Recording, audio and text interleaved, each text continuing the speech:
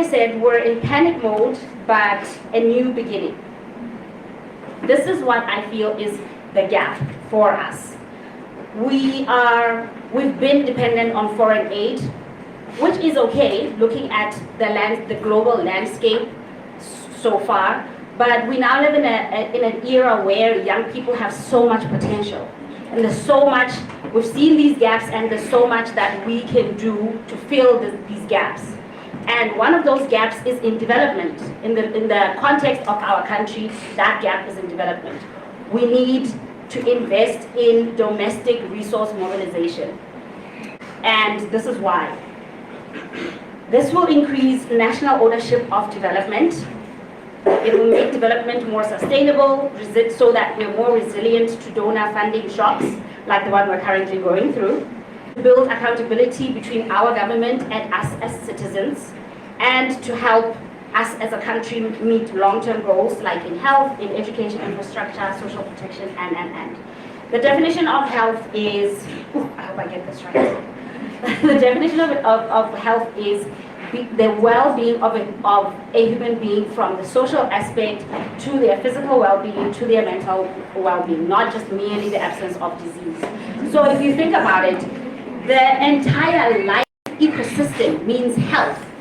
So it means we need to be developed not just in the health field, not through health programming and policies, but the ecosystem of the country at large. That is why our youth needs to be empowered. That's why we need to invest more in domestic resource mobilization, because when all the industries are empowered and all the fields are doing well, then it means the ecosystem is doing well, meaning that then our health system is empowered.